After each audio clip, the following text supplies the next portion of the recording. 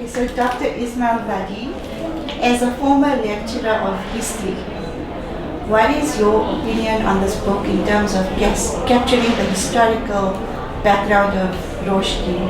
And if you had a chance in paging through the book, what is your comment on the content and the importance of recording it? So the importance of recording community history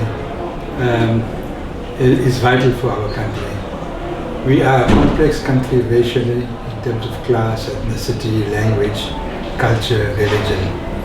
And what 1994 did was to bring a sense of national unity, a sense of a broader common South African identity, and of course better interracial relationships.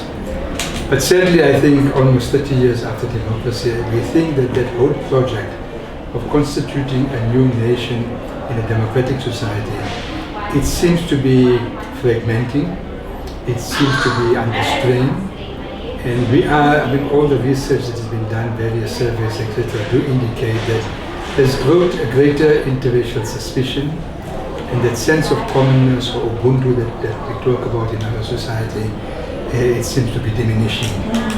So under those conditions, it is so important for a community to recover its heritage, to keep that alive, to celebrate it, of course, but also to begin to preserve it through historical research and through popular history. So popular history is a genre of history, and it's a credible form of academic inquiry into the lives of communities or even people or even families. Yes. And this book, what it does, it blends the person, the family, and the community in a unique kind of way. And credit to Eunice Chanda and the whole team that worked on it. I don't think there's a single book in the country that has recorded a community history as this book has done. I've never seen one in any community. We've had brochures and all sorts of little things from different communities, Yes. but sometimes they tend to be specific, etc. But this, as comprehensive and as far-reaching as it is, I think it's a phenomenal work, and congratulations to the team. Thank you so much, Dr. Vadi. And I think in terms of community building, just last night with the launch, it brought many people together within Roshnee, within our surrounding towns, and from afar. And as you said, it's so important to be able to do that. What is your comment in terms of community building? This is going to start a conversation. We're talking today, panel discussions. We're talking to many people in the book, featured in the book, and there'll be many discussions beyond today. So in terms of community building, do you think it's important to continue the discussion well beyond the launch? And any recommendation on how can we do that? I think what for me what came out yesterday or last night was really a different concept of leadership. You know, we are political activists, and we tend to believe leadership is about political activism and projecting a progressive view and those kinds of things. It has its place.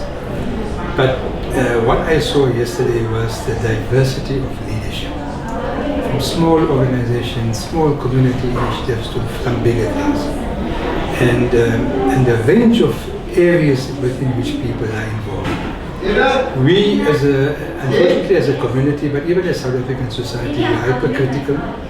We focus more on negative things than positive things. And sometimes in communities, if I take Malaysia or anywhere else, we tend to dwell on those personalities that might create more problems in the community. Even if they mean well, but in the way in which they go about doing things, it creates problems and it's not unifying.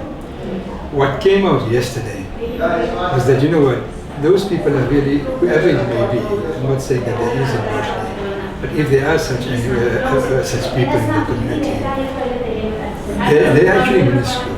The real leaders, the real heroes and heroines are the people who are working in the vast range of civil society organizations, humanitarian groupings, cultural groupings. And that leadership never gets recognized and never gets a chance to actually be embraced in the wider community. Because they do their little bit of work and people who support that project know them. Yes. But I think yesterday what came out was just the whole, like you had a stage show Yes. of your leaders in the community.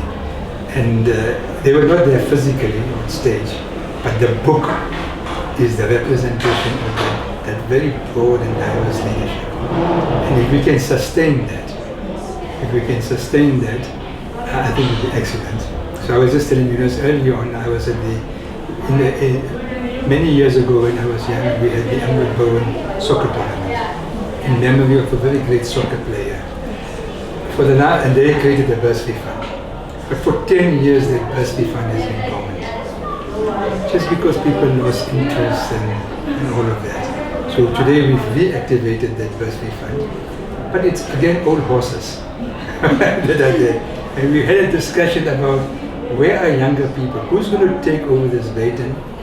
Fortunately, the few people who kept that fund going, they looked after the money. There's not a cent that is missing, right? So it's got a nice, healthy reserve for some scholarship or something. But where are the younger people? So I think what came out yesterday is if we can, and also the people who were on the stage who did the talks, the MC, the various presentations. I don't know if it was by design or by chance. Older people were not there, other than Harun. A lot of younger people that you projected, and that was great. Because it's a platform for a new leadership to be showcased, to be emerging in the community, and they'll earn their respect if they follow through. The succession planning is really important, and I'm not sure if you noticed, we have a lot of young volunteers on the team as well. So from the grassroots up, there's a lot of diversity of ages that have come together, many hands, I think Uncle Yunus, that made this event possible. And they're learning as we coordinating. So inshallah, from the top down, we will hear that. It's not they learning. Let me tell you something. I've been learning from you guys, from this young media team. If we had to promote this type of event in Lens, I know what we'll do. We'll create a little poster and we'll send it out and we'll remind and we'll remind. But the creativity in the communications, the way you marketed this event, we learn it. So that's what this project is. It brought that new energy, the innovation, the creativity of young people. It fused it or blended it with an older generation of leaders, several generations. And I think the book was the trigger for that. And of course, Yunus Chandra was the fulcrum, was the centerpiece of that, although he doesn't want to accept that. But I mean, he's a leader in this community. Yes. Many people think he's a political has-been. He's no more as a mayor or whatever it is. But leadership is about that, just in a soft way, to be able to pull things together and to present it to a broader community audience. And I think this book has done that. Thank you so much for your encouraging words, Dr. Vadi.